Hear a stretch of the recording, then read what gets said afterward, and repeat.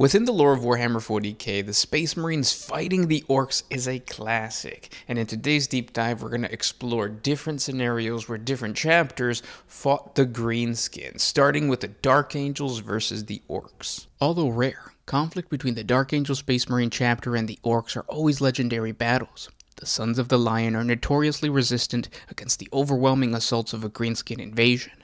Horde after horde pile into the sword and shield of these resilient Astartes warriors.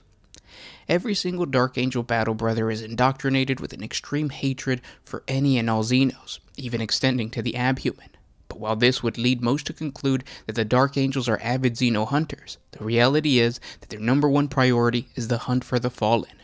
This is a mission unknown to most within the Imperial factions, and so when the Xeno invasions sweep across the Dark Angel's domain, most within the Imperium are left scratching their heads, wondering why the chapter doesn't commit more of its forces to an Ork or an Eldar raid. But when this first founding chapter finally responds to a Xeno threat with any significant force, it gives the sign to the Imperial defenders that victory will be achieved no matter the cost.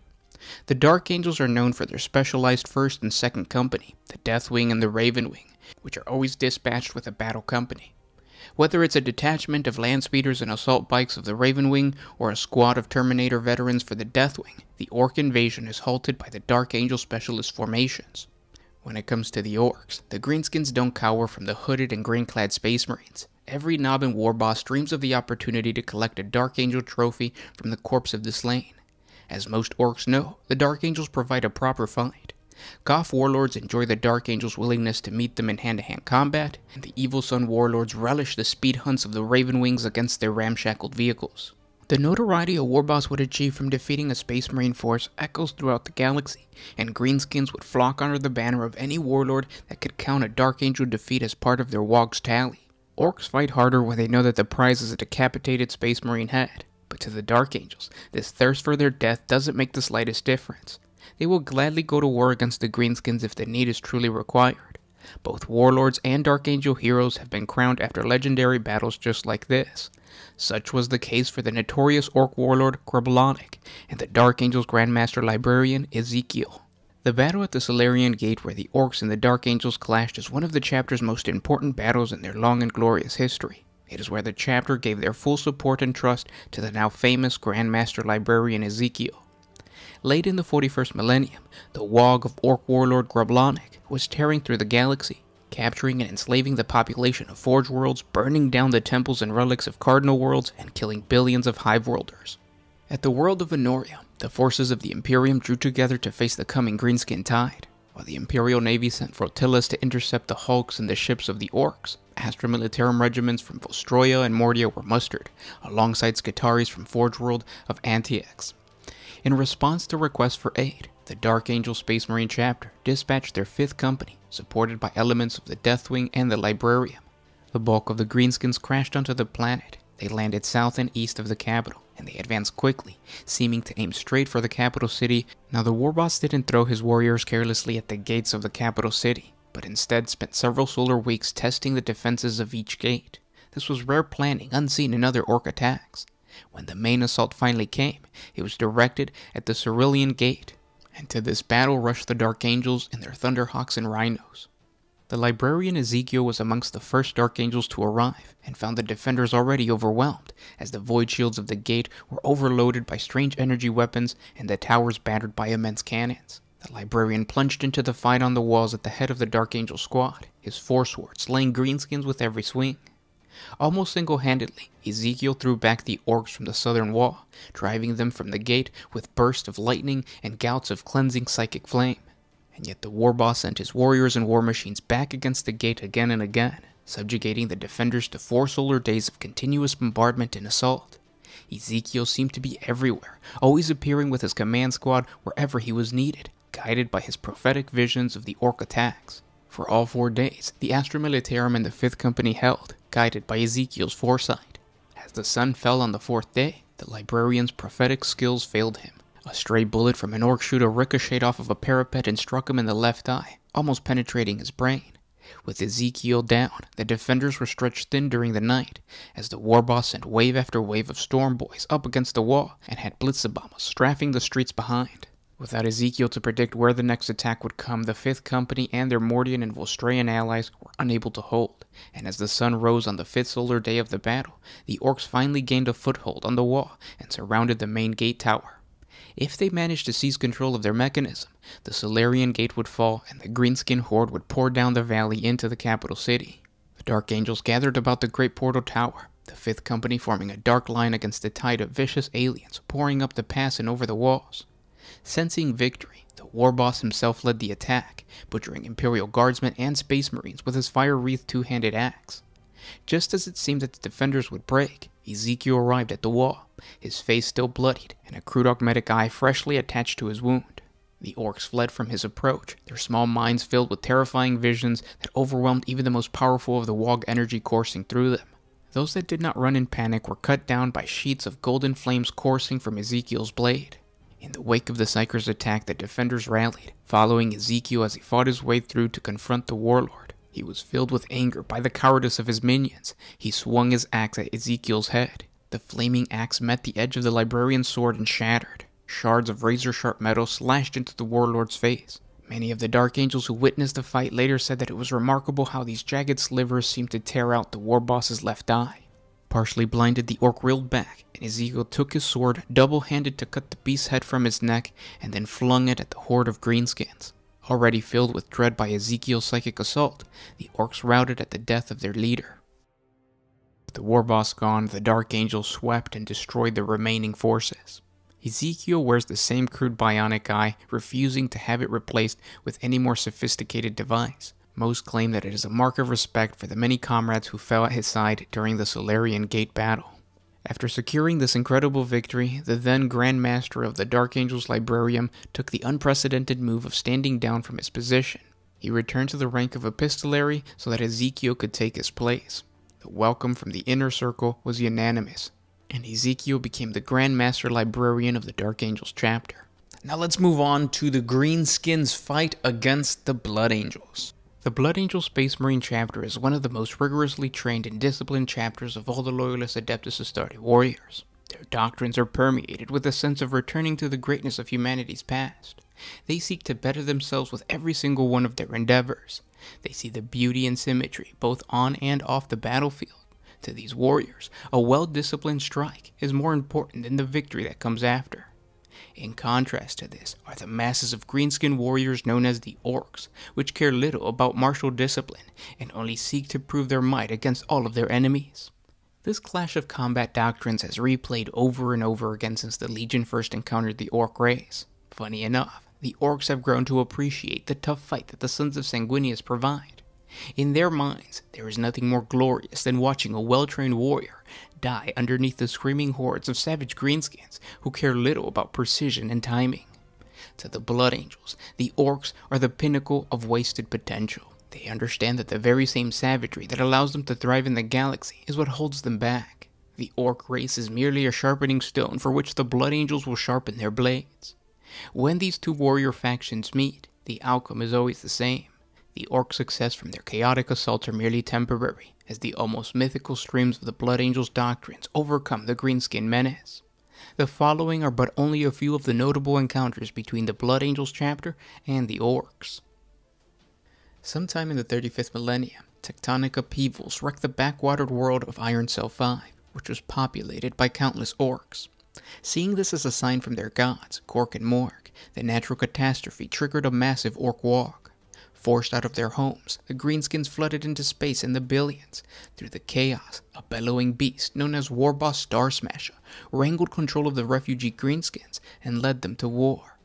The Wog devastated every single major faction in the subsector. It overran the Eldar Maiden world of Ledrith, smashed aside the renegade warfleets of Lord Bolshevik, and finally descended upon the Red Haven system. Here is where it was stopped, by a combined force of the Blood Angels, the Imperial Guard, and the Imperial Knights of House Griffith. The defense was coordinated by the Blood Angels chapter master, Leondin Kenstiveris, and was masterful in its conception and execution.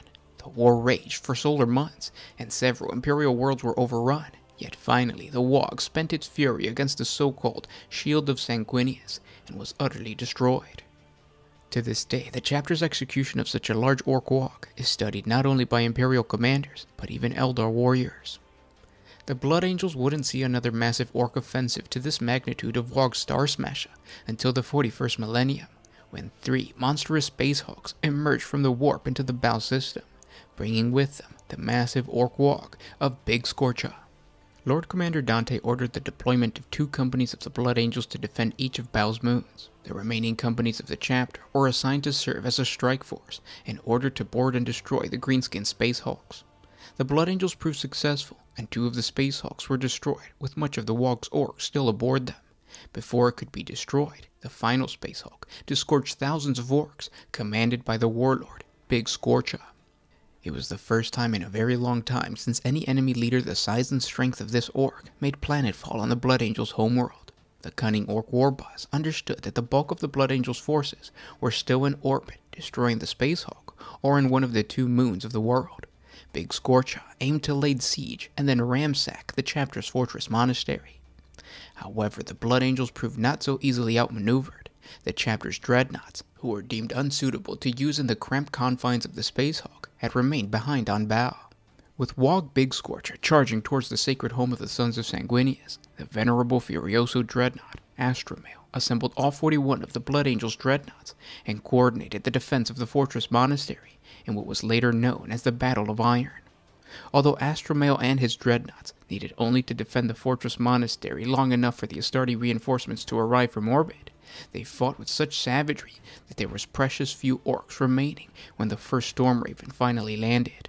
No orc assault of this magnitude would come near the Blood Angels' home ever again, and the chapter would form a special hatred for the Greenskin after this assault. Periodic purges of their sector forced all Greenskins in the area to cower at the sight of the Blood Angels, that is until the assault of the battle barge, Blood Caller.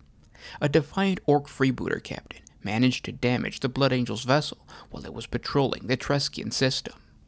The Blood Caller seemed to be finished, as its main drive had been silenced, and boarding cruisers had deployed hordes of Greenskins within it.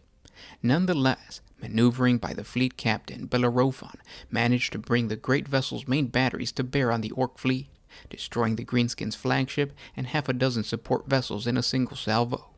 Meanwhile, the furious counter-assault of the Blood Caller's crew and the Astartes swept the Orcs who had boarded the battle barge from its lower decks and then carried the fight to the cruisers. Though it would take nearly a full standard year for the Blood Caller to make its way back to sublight speed to the nearest Imperial orbital repair dock, the Great Void ship did so proudly, bearing its scars as a tall-tale sign of the great victory it and its crew had won against the Greenskins. Now let's take a look at the Orcs versus the Raven Guard. The planet of Baran was a lush and bountiful world newly colonized by the Imperium of Man. For decades, humanity fought hard to push away the countless hordes of feral orcs roaming their planet. They built fortified cities that acted both as a defense and a staging ground for extermination campaigns against the fractured Greenskin settlements. The Imperial colonizers became experts at laying waste to countless snakebite encampments, as these feral orcs did not possess the advanced technology of their spacefaring cousins. Instead, these feral orcs relied on primitive weapons and squig farming to wage war amongst each other. Capitalizing on the constant infighting amongst the Greenskins, the colonists settled the majority of the planet and were well on their way to turn Baran into an angry world. Only the deep forest of the planet was safe from Imperial assault. This is where the Greenskin population was now concentrated. As time went on, the Imperium began to notice significant technological leaps within the Greenskin hordes coming out of the forests. Before any substantial expedition could be organized, countless cities reported abnormally large orc raids coming from the forests. It wasn't long before the Imperial High Command realized that these weren't simply large orc raids, but they were entire feral orc clans rushing out of their old homes.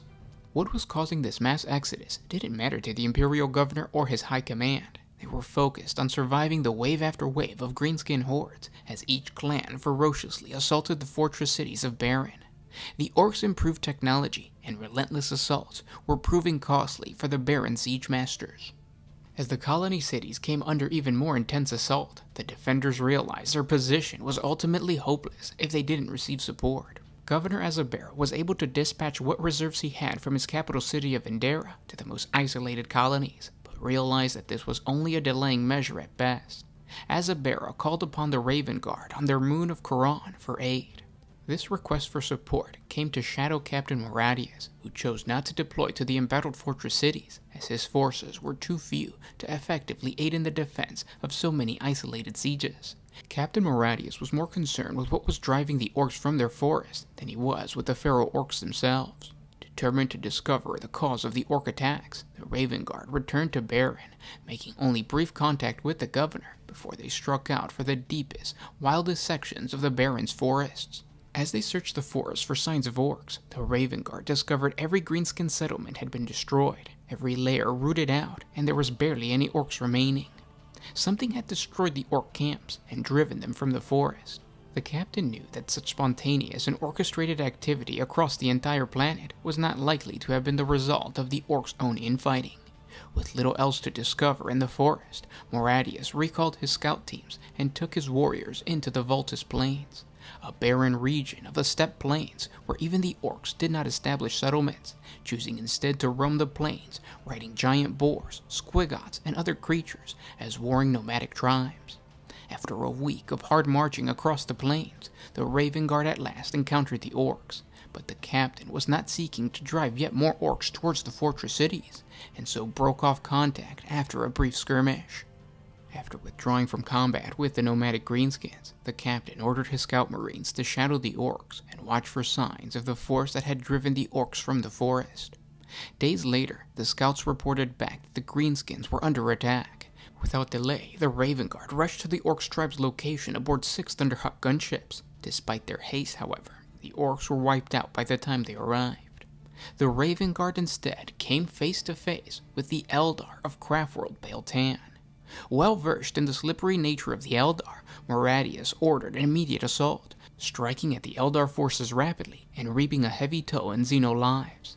The Eldar had apparently not planned for engaging the local Imperial forces so soon, and certainly had not counted on the presence of Space Marines. The Eldar force was unnerved by the speed and maneuverability of the Raven Guard assault. The Eldari had gotten used to the brutish and uncoordinated attacks of the feral greenskins, and so when a powerful enemy that specialized in lightning strikes fiercely opposed the Eldar, the entire force was scattered and uncharacteristically began an immediate defensive withdrawal. It seemed as if though every tactical maneuver performed by the host was predicted by the Space Marines, as scout units appeared almost as if out of thin air, ready to rain a hail of gunfire at the foe.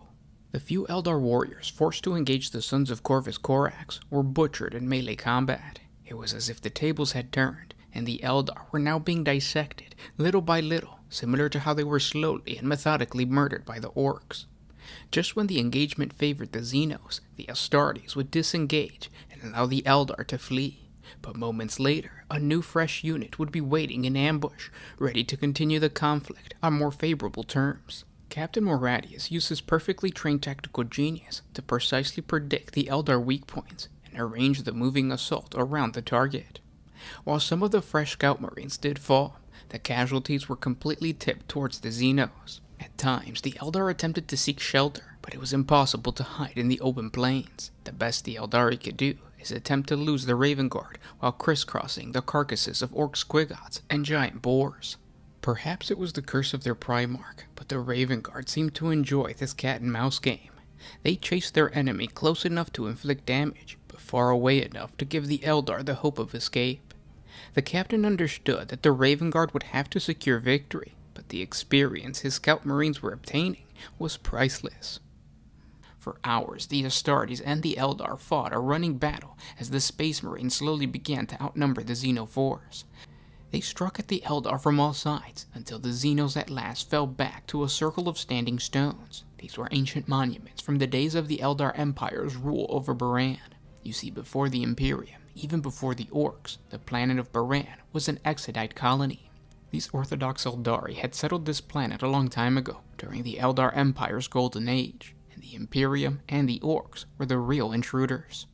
Nevertheless, resolving to crush the Eldar army decisively, the Raven Guard committed to the attack, but this was what the Eldar had wanted. As the Astartes closed in on the remaining Eldar forces, webway gates opened up from around the ring of standing stones. The Raven Guard found itself encircled by an entire Eldar swordwind that had been rampaging across the surface of Baran. Though they fought bravely, The Space Marines held out for only a few hours before they were utterly exterminated. The Eldar managed to open an entire webway gate on Varan's plain, from which Eldar Titans could emerge to join the battle. The defenders of Varan were swept from the world, which was reclaimed by the Eldar, though the Imperium and the Raven Guard vowed to retake it someday. And lastly, and the longest story, the battle between the Orks and the Space Wolves. There is no two factions in the 40K universe that are as evenly matched as the Space Wolves and the Orks. Both military forces are defiantly resilient to the point of reckless abandonment. The Space Wolves have the notorious Astartes ingenuity and natural military mindset, whereas the Orks have the ubiquitous and biologically embedded thirst for war. Each would much rather charge and engage in brutal hand-to-hand combat than any other form of warfare. And when these two forces meet, the outcome is always slaughter on an unimaginable scale. Each would much rather charge and engage in brutal hand-to-hand combat than any other form of warfare. And when these two forces meet, the outcome is slaughter on an unimaginable scale, where neither side will back down from a proper fight. Such was the case during the Stormclaw incident in the 41st millennium. The night world of Alaric Prime was caught in the grips of a bloody sprawling war. The greenskin hordes of the Red Walk, led by Warlord Grok Facerippa, had descended in their billions, embroiling the planet's defenders in a battle for survival. The Orks were opposed by the towering knights of the Alaric nobility and the grim-faced Cadians of the Astra Militarum. Led by heroes such as Castellan Stein and Lord Naru de Gallio, the forces of the Imperium fought tooth and nail for every volcanic island and sulphurous river. The torn bodies of martyred men carpeted the sacred isles, and yet the Orks came on, fighting their way to the very foot of the sacred mountain. However, Warlord Grok was betrayed, the cunning Big Mech Mogrok orchestrating his leader's messy downfall and seizing the reins of power for himself. And although the Imperial forces didn't know it, Grok was considered dead. The war ground on, with first one side and then the other gaining the upper hand. In the end, however, Mogrok's ingenuity could never be denied. The tides of battle flowed back to the sacred mountain once again, and the Greenskins finally dropped a frozen asteroid on the horrified Imperial defenders to break them body and soul. And as the Imperial forces faced their darkest hour, help arrived from an unexpected quarter. The skies filled with plummeting attack craft, greenskin and humans alike staring upward in awe. It was the Adeptus Astartes who had answered the planet's desperate cries for help. The Space Wolves had arrived. Strikeforce Stormclaw was Fenrisian vengeance made manifest, led by no fewer than three of the chapter's greatest heroes, the Old Wolf and the Young. Logan Grimnar and Ragnar Blackmane were at the forefront of the attack upon the Sacred Isle. Meanwhile, leading the second wave of Fenrisians into the war, came Wolflord Crom Dragongaze. However, the fell-tempered Dragongaze was less than delighted with the assigned duty. Wolflord Crom was an ambitious individual, and whether or not a slight was intended, he perceived one from Grimnar's choice as a second-wave commander. From the observation bay, Crom angrily watched the thrusters of the first-wave drop pods dwindling into firefly sparks, slowly crushing a drinking goblet in one hand. Crom would prove to the Old Wolf that it was he, not Ragnar, who should be fighting at the forefront of this war. Soon after, Dragongaze stood in the cockpit of his Thunderhawk gunship, the Vengeful Howl. His fangs bared, he rode the juddering deck like a longship in the storm, as the super-heavy attack craft plunged its way through the Aurican atmosphere. In the ship's hold rode the pick of Crom's great company, while in its wake came a fleet of landers, gunships, and assault boats. As the clouds parted and the Sacred Isle hoved into view, Crom was already running through the deployment protocols and initial attack strategies in his mind. The ships of the second wave bore warriors and tanks enough to crush an army many times their size, and Crom meant to see them do just that. Suddenly, Iron Priest Alvard, his pilot, beckoned Crom to his side. There was another signal, a distress call clawing its way through the Fenrisian's banter. As the Wolflord listened intently, his mouth curled into a feral grin. Ordering his remaining forces to deploy in support of the Old Wolf's attack, Dragongaze turned his Thunderhawk south. As the craft peeled away, the distress call continued to warble through its vox speakers, a Cadian voice pleading for help, repeating a single ominous name. Reinforcement requested to Blister Isle. Xeno threat level Crimson. Repeat, Warlord Grok is here. Brutal and barbaric even by Greenskin standards, Grok was a warlord of unsurpassed ferociousness who led every fight from the front. With the face ripple act and brainpower, he more than made up for with his force of presence and sheer unstoppable aggression. Grok embodied the principle of might makes right. This massive, claw-wielding beast could shout the loudest, hit the hardest, and wouldn't know how to back down from a fight even if his life depended on it. And now Dragongaze had the chance to slay this powerful beast. It's an opportunity he couldn't pass up. The distress call spoke of a landmass known as the Blistered Isles. It lies some 50 miles off the southern coast of the Sacred Isles. Its western plains are carpeted in ferrocrete and looming Imperial architecture, housing as they do the planet's administratum offices alongside several sprawling sulfur refineries. To the east, beyond the humpback range of volcanic crags known as the Hollowed Hills, the landscape completely changes to rocky wilderness. Castellanstein's Cadians had prioritized the defense of the western side of the Blistered Isles, seconding several large buildings and further shoring up to create a stronghold designated as Fortress 26. However, for the first week of the conflict, the Blistered Isles had remained completely untouched by war. All of that changed when a ragged flotilla of scrap metal had washed up on the island's northern shore bearing Grok's last loyal lads. Though they had no boys left to speak of, Grok's old skull knobs were the toughest of the tough, and with a seething horde of grots to soak up enemy fire, they were still a force to be reckoned with. They attacked the defenders of the Blistered Isle with furious abandon, tearing the refineries apart and driving the Cadians back behind the armored walls of the Fortress 26. Having fought their way across the island, the Skull Knobs had finally settled upon the Blistered Isle's jutting southern headlands. This towering promontory was overlooked by a slouch-shouldered volcano that the Orks named the Mouth of Gork, a sullen monster of blackened stone and gushing streams of vent that rose from the ocean waves a quarter-mile offshore. The raw might of the volcano had impressed the Knobs so much so that they chose to build the imaginatively named Gothtown in its shadow. Behind triple-layered tangled wire fences, the headland housed the Blistered Isles Genitorum complex, providing the Orks with plenty of ready-made shelter and allowing their mechs to construct a fully operational teleportapad. Of course, Orks being Orks, the status quo didn't last for long. With the Humi skulking behind their big metal walls, the Skull Knobs started to fight amongst themselves to see who was going to be the next boss. After a string of increasingly violent pit fights, gunfights, and brawls, the mechs, fearing that the Knobs would tear Gothtown to bits, suggested a compromise. They would use the teleportapad to beam themselves back to the Big Humi Mountain, where Grok was clobbered. There the Knobs would dig for the big boss's Rippy Claw, and whoever got their hands on it first would be the next war boss.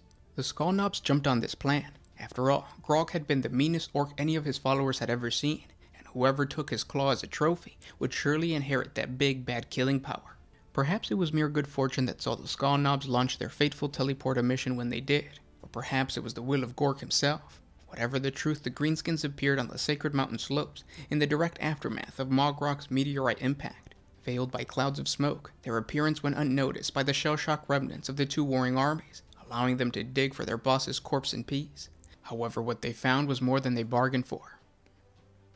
The Greenskins of Gothtown stood waiting with bated breath as the teleporter flare died down across the returning Knobs. Their excitement turned to amazement as the war boss Grok strode from the pad, scarred and hollow-eyed, but most definitely still alive. Orks are resilient beyond the ability for Imperial science to explain, though the towering monster had been blasted with grenades, scorched with plasma, and a whole battle wagon kicked on top of him. He had clung to whatever sliver of life beneath that wreckage. Had the Imperial forces taken the time to ensure Grox's demise, they might have been able to kill him there once and for all, but the war had swept wildly onward, leaving no time for clearing of wreckage or bodies. Thus Grok had lain undisturbed, his incredible alien physiology seeing him heal just a little bit each day. Finally, as the Knobs dug down through the wreckage that cocooned him, Grox's beady little eyes had snapped open and his killing rage had come to life. Now dropping the knob whose throat he had just ripped open and flexing the sparking rusted talons of his power claw, Grok swept his furious glare around the Greenskins of Gothtown. For a moment, silence reigned as the Orkoid brain struggled to process this surprising development. And then instantly, the entire throng broke into a wild roar. The boss was back, and soon every luckless Humi on the Blister Isle would know about it. Bellowing for the mechs to bring him a fresh shooter, Grok wasted no time to find out where the enemy was. He snorted his disgust at the tales of the Humi fort, with its big walls and heaps of Daka.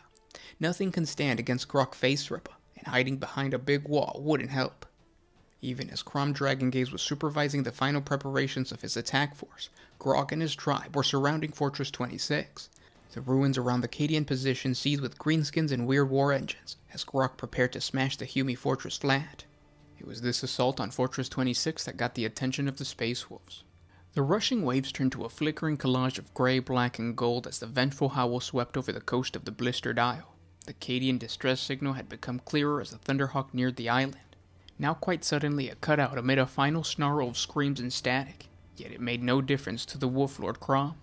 The Space Wolf's attack vector was already in lock, red hazard lights strobing through the craft's interior as the warriors on board readied themselves for battle. Over their war cries came the voice of Iron Priest Alvard, announcing 30 seconds to contact. Chrome felt his twin hearts thumping with excitement as the ruined cityscape swept below him. What followed would be a fight for the sagas.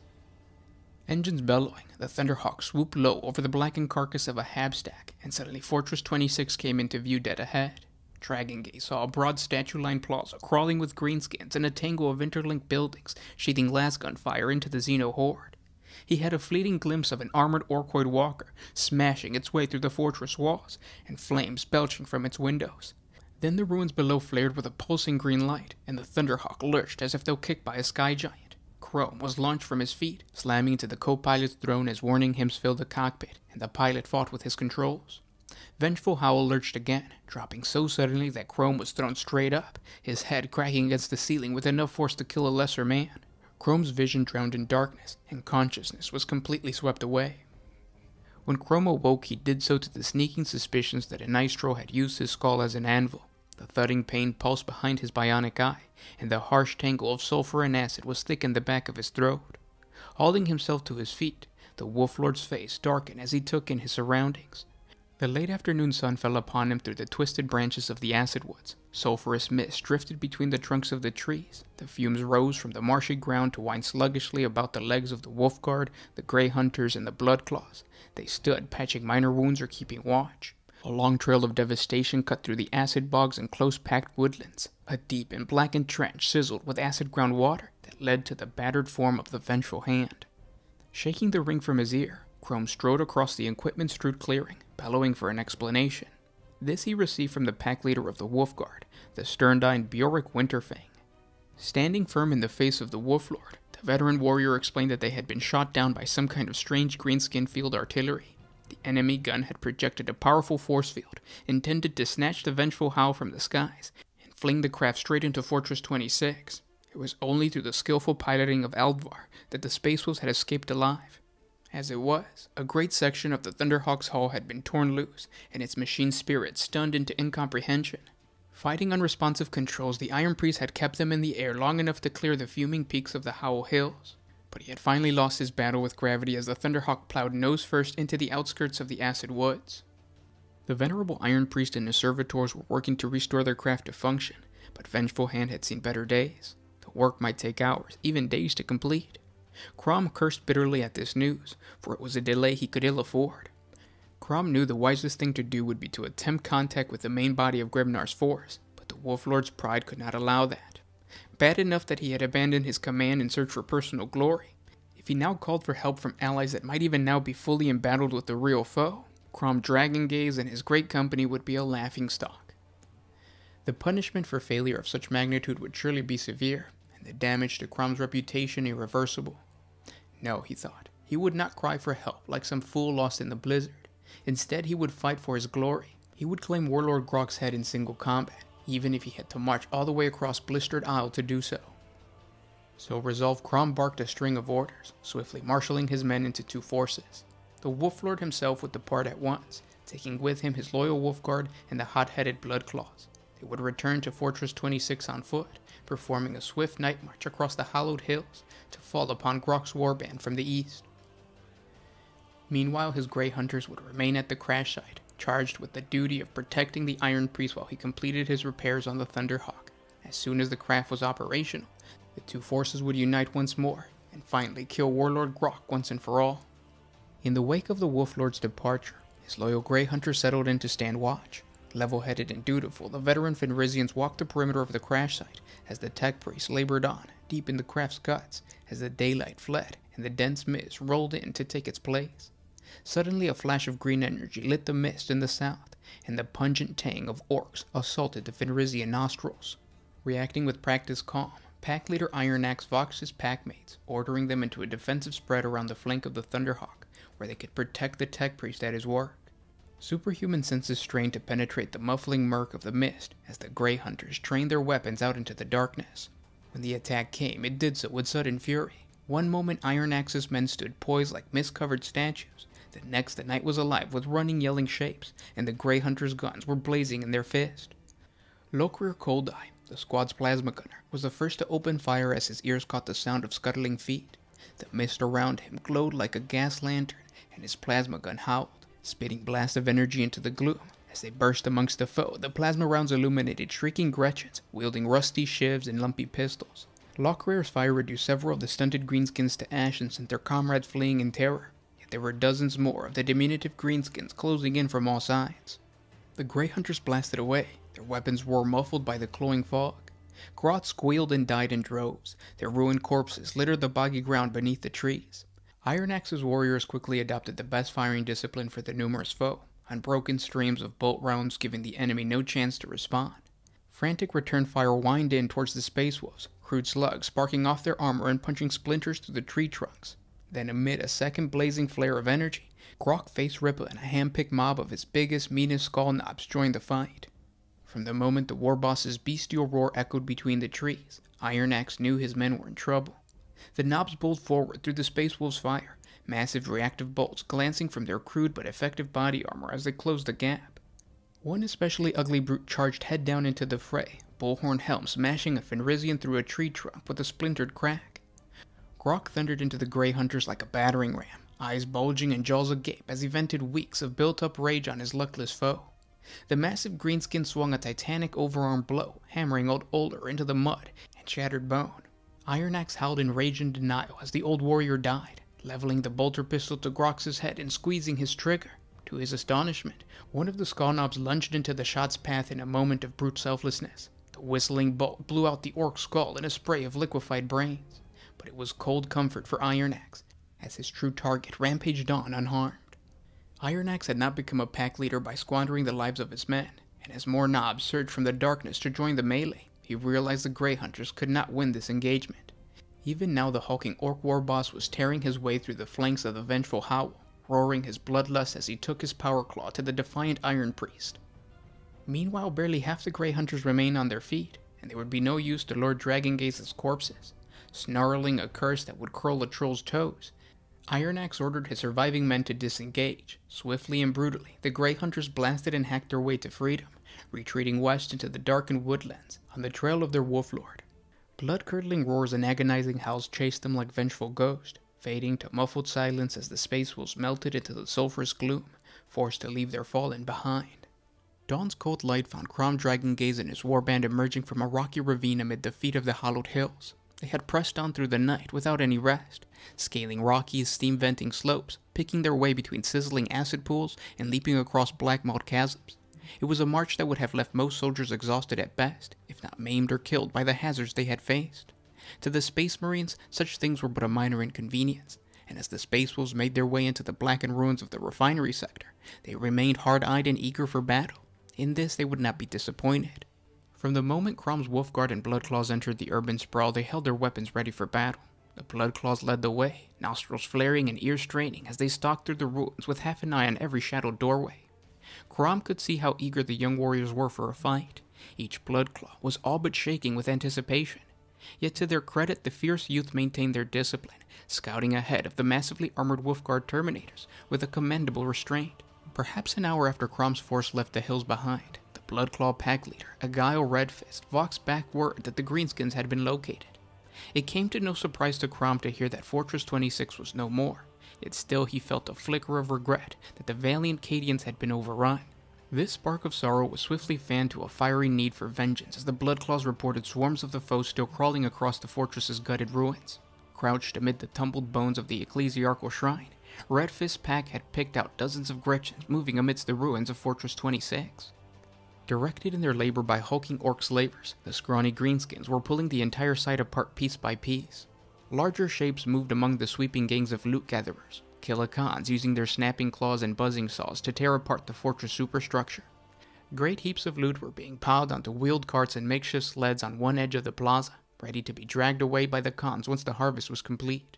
It seemed that Grok had left his artillery, the very same weapons that had shot down the vengeful Howl, to watch over the salvage operation. Redfist reported that the weird field guns were well dug in amidst the ruins of the western edge of the plaza, their Grok crew appearing to be entirely off their guard, lounging around and yelling mocking encouragements to the toiling working gangs. Closing in through the rubble-covered streets with his Wolfguard at his heel, Crom allowed himself a hungry, lupin grin.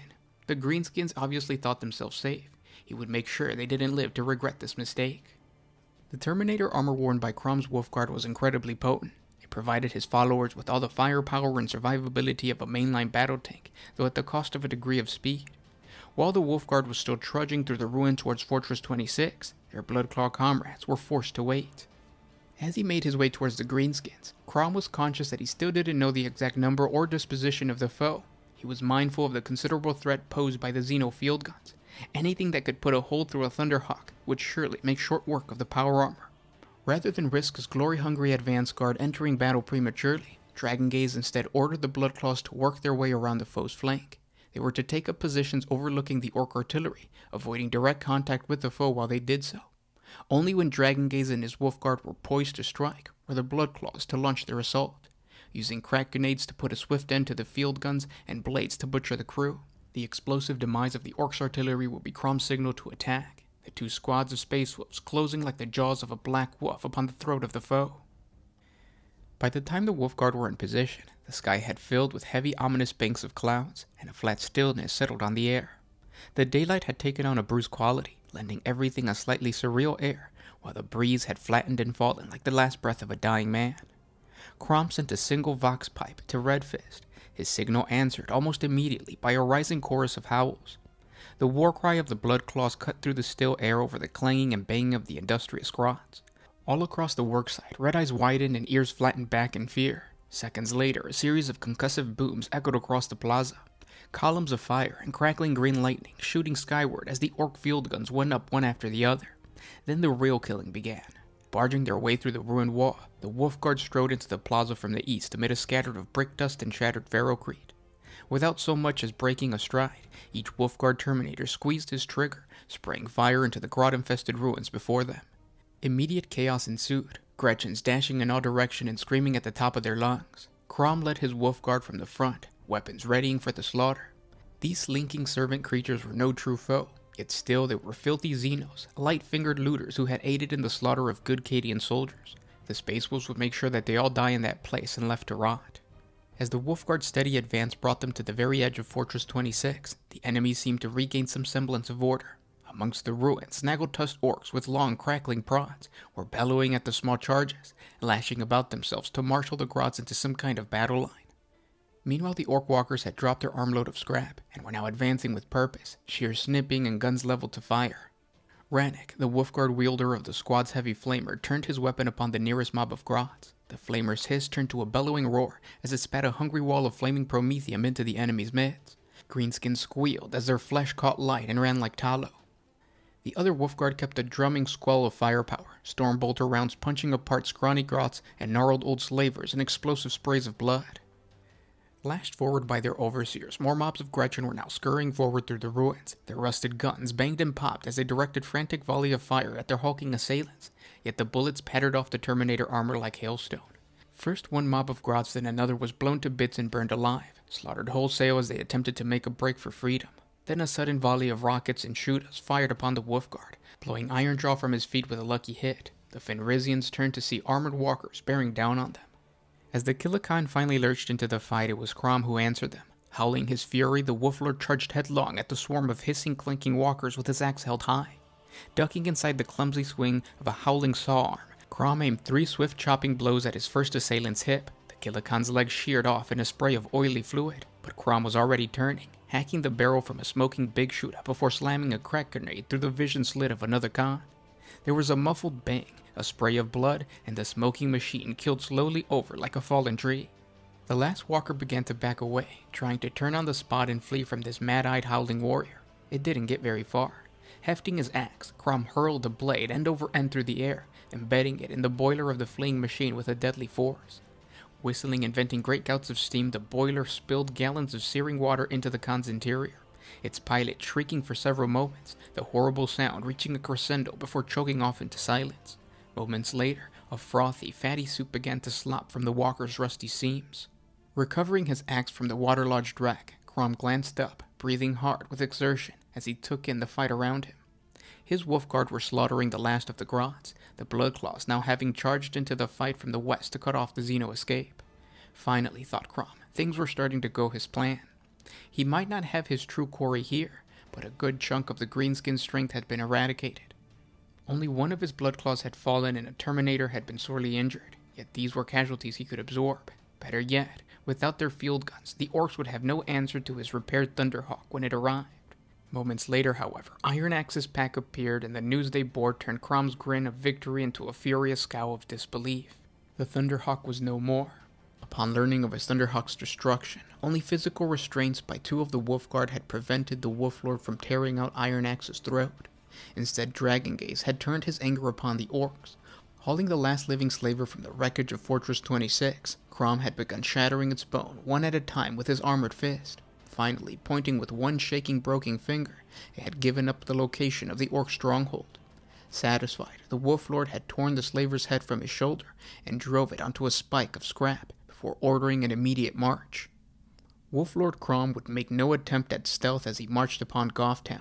As the Fenrisians had slodged through the ruins towards the southern headlands, the clouds continued to darken above them. Roiling in from the north, massive banks of black clouds and swirling vapors filled the skies. Arcs of blue-white lightning leapt and danced in its steps, charging the air until ghostly corpses crawled across the armor and weapons alike. The Space Wolves muttered that this lightning was an omen, that their fight for vengeance would be fueled by the wrath of the storm. Crom Dragongaze said nothing. In his mind, the storm seemed to reflect his own black and terrible fury. Soon both would vent their full force upon the green-skinned defenders of Gothtown, and then there would be a reckoning. It was 2 hours after dawn when Crom's surviving Space Wolves came into sight of Gothtown, yet the sky had grown so dark that it might as well have been midnight. The battered ramshackle buildings of the Genitorum stood stark against the looming bulk of the offshore volcano, silhouetted by the mountain's fires. Here and there amid the tangles of loot and wire, mobs of savage figures could be seen stamping and waving crude weapons as they readied themselves for war. Over the crack and growls of clouds above, Crom and his followers could hear the roars of Walk rolling down the headlands from the midst of the foe. Finally breaking from his long silence, Crom finally turned to bellow at his warriors, ordering the attack and crying vengeance for his fallen packmates. The Wolflord threw back his head and loosened a howl that was taken up by every man in his command. Up above, the thunder snarled and roared as if though the storm was answering the Fenrisians' wrath, and then even as the first blazing bolts of lightning arced earthward, the Space Wolves charged. The Fenrisians marched up the steep headland, and their green-skinned enemies surged forth to meet them. As the waves crashed against the rocks below, and the storm bellowed madly above, the two forces slammed together at the very outskirts of Gothtown. Herded by their larger cousins, the runs cowered and shrieked as the full fury of the lightning storm broke overhead. The small Gretchen fired frantic volleys of shots, a lucky round punching through the eye of a charging Bloodclaw. Moments later, the young warriors' packmates crashed headlong into the Gretchens with a howl of rage. In moments, the grots were reduced to a tangle of bloody bodies. Meanwhile, Iron Axe's Grey Hunters traded heavy fire with the Killikans as they emerged from between the 2 Genitorum stacks. Whistling rockets and glowing plasma bolts scorched the air between the 2 squads. One Grot Walker shuddered with explosions as it crashed backwards. One of the Grey Hunters was reduced to a glowing sludge from the waist down by a searing energy blast. Viciously and desperately, the 2 forces fought on. It was in the center of the line that the hardest fighting occurred. Here, beneath the looming energy-covered shadows of the teleporter array, Crom Dragongaze led his Wolfguard Terminators against Grok Face Ripper and his Skull Knobs. Flames jetted out from both squads as the distance closed. Blinded, one of the knobs reeled straight into the thunderous punch of a power fist, only for another horned-helmed greenskins to rip the same Wolfguard's arm from his socket and then headbutt him to his knees. Here a rune-etched power blade sliced through greenskin flesh. There a massive, whirling tooth saw churned madly against Terminator armor until spraying sparks between gushing gore. Yet none could match Crom and Grok from sheer ferociousness. Yet none could match the war boss or the Wolflord. Crom screamed for bloodlust as he hurled himself at his despised foe. A bolt of lightning seared down from the clouds, exploding within yards of the combat as Crom's axe struck sparks from Face Ripper's massive claw. As his foe stepped back, Grok roared, swinging an enormous haymaker that could have torn Crom in two had it connected. Instead, the war boss's saw churned through empty air as he overextended himself. Dragongaze seized this chance to howl in victory as he swung his axe up for a killing blow, only for an orange ball of flesh and teeth to knock him down. As a shadow fell over him, Dragongaze rolled frantically, pure instinct carrying him aside as Grok's massive claw pummeled a crater in the Ferrocrete. Grok roared in frustration, the bellow turning to agony as the Wolflord's axe hacked deep into the Orc's ribs.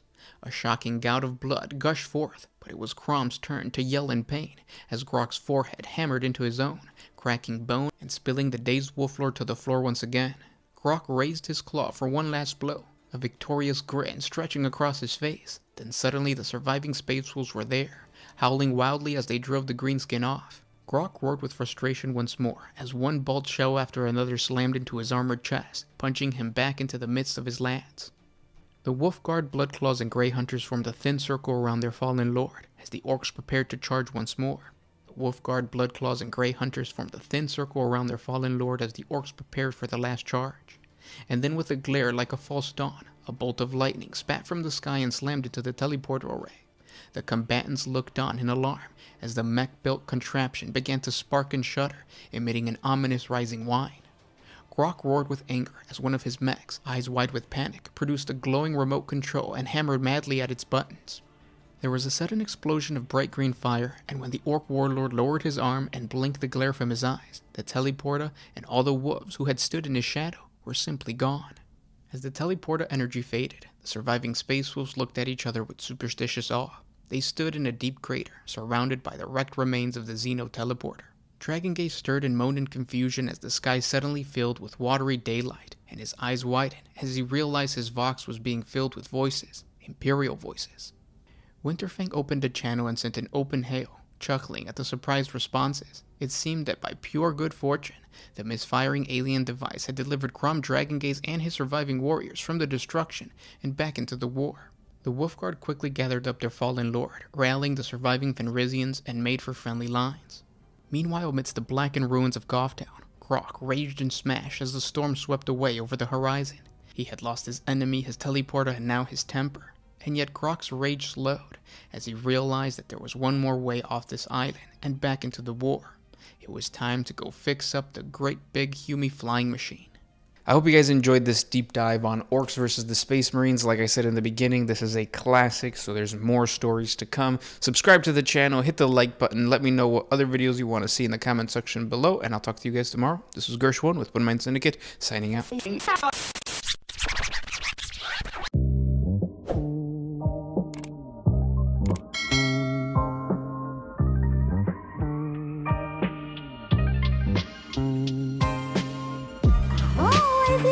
My freedom fest in